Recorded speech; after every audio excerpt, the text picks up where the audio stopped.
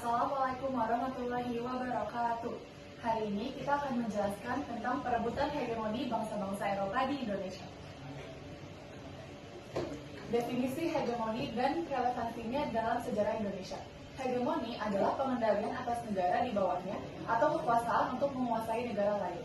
Bukti adanya hegemoni di Indonesia adalah dengan datangnya bangsa-bangsa Barat ke Indonesia untuk mencari rempah-rempah dan akhirnya terjadi perebutan kekuasaan untuk menguasai bangsa Indonesia oleh bangsa-bangsa Eropa. Hegemoni memiliki relevansi yang signifikan dalam sejarah Indonesia, terutama dalam konteks pengaruh kekuatan politik, ekonomi, dan budaya yang mempengaruhi perjalanan bangsa. Berikut beberapa contoh relevansi hegemoni dalam sejarah Indonesia. Yang pertama ada kolonialisme dan penjajahan, yang kedua hegemoni nasionalisme pada era kemerdekaan, yang keempat orde baru dan hegemoni negara, yang kelima era reformasi dan tantangan hegemoni baru, serta hegemoni budaya dan globalisasi. Selanjutnya ada kedatangan bangsa Portugis. Bangsa Portugis pertama kali datang ke Indonesia pada tahun 1511. Dipimpin oleh Alfonso de Albuquerque, kedatangan Portugis ke Indonesia bertujuan untuk mencari rempah-rempah yang dibutuhkan di pasar Eropa. Berikut adalah beberapa peristiwa penting terkait kedatangan bangsa Portugis di Indonesia. Pada tahun 1509, Portugis mendirikan pos dagang di Goa. Pada tahun 1511, Portugis menaklukkan Malaka, pelabuhan penting di Selat Malaka. Pada tahun 1512, Portugis tiba di Maluku dan mendirikan benteng di Ternate. Pada tahun 1522, Portugis datang ke Pajajaran dan menandatangani Perjanjian Sunda Kelapa. Yang terakhir, Portugis juga mendirikan pelabuhan-pelabuhan di Pulau Solar, Flores, dan Timor. Portugis juga menyebarkan agama Kristen Katolik di Indonesia dengan tokoh pentingnya yaitu Franciscus Xaverius. Selanjutnya akan dijelaskan oleh teman saya. Selanjutnya ada ekspansi Spanyol di Nusantara. Ekspansi Spanyol di Nusantara merupakan bagian dari ekspansi kolonial Eropa di Asia pada abad ke-16. Ekspansi ini dimulai pada tahun 1521 ketika kapal dagang Spanyol tiba di Maluku. Tujuan ekspansi Spanyol di Nusantara adalah mencari kekayaan dan emas melalui perdagangan rempah-rempah, memperluas kekuasaan dan wilayah jajahan, dan menyebarkan agama Katolik. Ekspansi Spanyol di Nusantara membawa dampak penting bagi sejarah Indonesia. Di antaranya adalah membuka jalur perdagangan langsung antara Maluku dan Eropa dan memperkenalkan teknologi baru dan juga membawa pengaruh budaya Barat. Beberapa peristiwa penting dalam ekspansi Spanyol di Nusantara antaranya yang pertama ekspedisi Ferdinand Magellan yang menemukan Selat Magellan, Perjanjian Saragossa yang membagi wilayah pengaruh antara Spanyol dan Portugis, dan juga pertempuran antara Spanyol dan Portugis yang melibatkan kerajaan Tidora dan Ternate.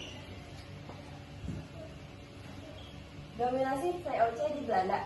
Awal mula dominasinya adalah VOC atau enggak Verenigde Oostindische Compagnie atau perusahaan di India Timur Belanda didirikan pada tahun 1602 dengan tujuan utama menguasai perdagangan rempah-rempah di Asia Tenggara. Mereka diberikan hak-hak istimewa oleh pemerintah Belanda, termasuk hak monopoli perdagangan, membentuk angkatan perang, mencetak uang, dan bahkan mendirikan pemerintahan sendiri.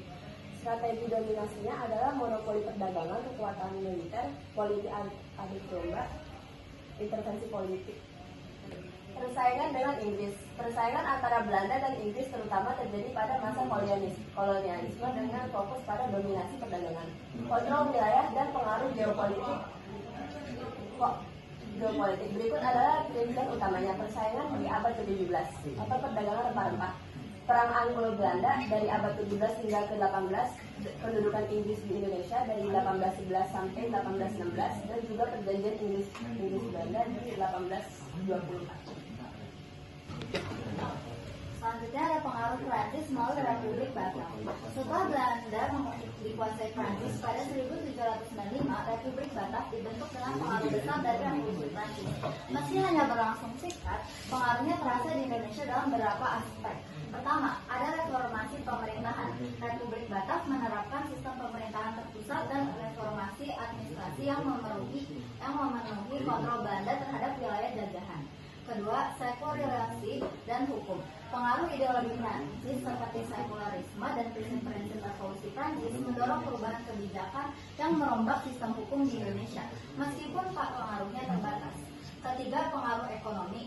Kebijakan ekonomi Republik Batak mengintensifikasikan eksploitasi terhadap sumber daya alam Indonesia untuk kepentingan bangsa Eropa. Setelah 1866, Republik Batak dibubarkan dan Belanda kembali ke monarki, namun pengaruh kebijakan Prancis tetap ada dalam sistem kolonial Belanda di Indonesia hingga masa berikut. Kedudukan Inggris di Jawa. Kedudukan Inggris di Jawa pada tahun 1811 hingga 1816 terjadi selama Perang Napoleon, ketika Inggris menguasai Jawa setelah menyerang Belanda.